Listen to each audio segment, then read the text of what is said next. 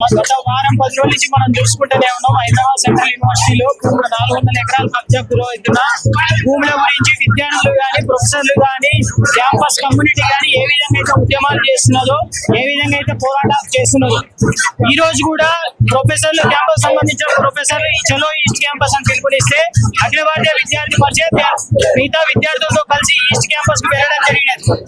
ఆ ప్రాసెస్ లో ఏదైతే విద్యార్థులు, ప్రొఫెసర్లు ఎవరైతే అక్కడికి వెళ్ళినారో వాళ్ళందరి మీద విద్యార్థులు అట్లీస్ట్ గర్ల్స్ అని కూడా చూడకుండా, అమ్మాయిలను చూడకుండా పోలీసులు విచక్షణారహితంగా లాఠీ చార్జ్ చేయడం జరిగినది. అదేవిధంగా అదే యూనివర్సిటీ ఆ ఈస్ట్ క్యాంపస్ సంబంధించిన మ్యాథ్స్ డిపార్ట్మెంట్ అయితేంది, మ్యాథమెటిక్స్ డిపార్ట్మెంట్ అయితేంది, ఎకనామిక్స్ డిపార్ట్మెంట్ లకి క్లాస్ లో కూడా విద్యార్థులు పోతే క్లాస్ లో కూడా విద్యార్థులను అనుమతించలేదు. ఎగ్జామ్స్ ఉన్నా కానీ ప్రొఫెసర్లను అనుమతించలేదు క్లాసులు చెప్పడానికి. ఇప్పుడు విద్యార్థులకు ఏం భావం అవుతుందంటే, మాకు కూడా ఏం భావం అవుతుందంటే, ఈ 400 ఎకరాలు కబ్జా చేయడానికి ప్రభుత్వం ప్రయత్నిస్తున్నదా, మొత్తం హైదరాబాద్ సెంట్రల్ యూనివర్సిటీని కబ్జా చేయడం కోసం ప్రభుత్వం ప్రయత్నిస్తుందని చెప్పి అయోమయానికి కూడా ఇప్పుడు విద్యార్థులకు గురవుతాం. ప్రొఫెసర్లు, స్టూడెంట్స్, అమ్మాయిలను కూడా చూడకుండా లాఠీ చార్జ్ చేయించిండు సీఎం రేవంత్ రెడ్డి.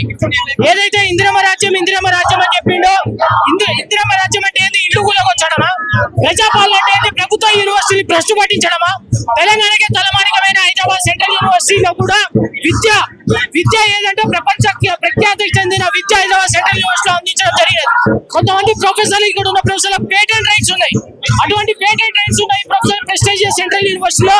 ఈ రోజు 400 ఎకరాల్ని కబ్జా చేయాలని చెప్పేసి తెలంగాణ ముఖ్యమంత్రి రేవంత్ రెడ్డి భావించడం ఇది చాలా బాధాకరం. అదేవిధంగా నేను ప్రెస్ మీట్ చూస్తే ముఖ్యమంత్రి అయితే, మంత్రులు అయితే ప్రెస్ మీట్ లో ఏమంటే ప్రజల్ని ఏమరపాటు గురి చేస్తున్నట్టు, ఇది పేదల భూమి అంటున్నారు. 1974లో 2300 ఎకరాలు అకాడమిక్ పర్పసెస్ మాత్రమే వాడుకోవాలని చెప్పేసి ఇందిరాగాంధీ ఆ రోజు మంజూరు చేసినది. ఈ రోజు అదే కాంగ్రెస్ గవర్నమెంట్ రేవంత్ రెడ్డి 400 ఎకరాల్ని కబ్జా చేసి రియల్ ఎస్టేట్ వ్యాపారులకు ఇవ్వాలని చెప్పేసి ప్రయత్నిస్తున్నాడు. మొన్న ఏమన్నాడు? నిన్న ప్రెస్ మీట్ లో పేటిఎం బ్యాచ్ అట హైదరాబాద్ సెంట్రల్ యూనివర్సిటీలో విద్యార్థులకి నక్సల్ లేకుండా బయట నుంచి ఎవరు వచ్చి పోరాటం చేస్తారు. కేవలం మేము మా యూనివర్సిటీ ల్యాండ్స్ కాపాడుకోవడం కోసం మేము ఉద్యమాలు చేస్తున్నాం, మేము కేసులు పెట్టించుకుంటాం. ఇక్కడ బయట నుంచి మా ఇంట్లోకి వచ్చేది ఇది. మీలాగా ముడుపులు ఇచ్చి సీఎం కాలే, మీలాగా ముడుపులు ఇచ్చి మంత్రులు కాలే, మీలాగా ముడుపులు ఇచ్చి టీపీఎస్సీ వర్కింగ్ ప్రెసిడెంట్ కాలే.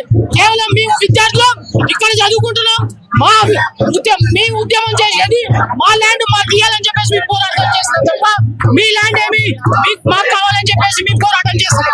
అదేవిధంగా ఏదైతే మంత్రులు, ముఖ్యమంత్రి ఎలా అయితే కఠినంగా ఉన్నారో విద్యార్థి పరిషత్ కూడా సవాల్ చేస్తున్నది. ఒక్క ఇంచు కూడా మేము వెనకడిగేసేదే లేదు.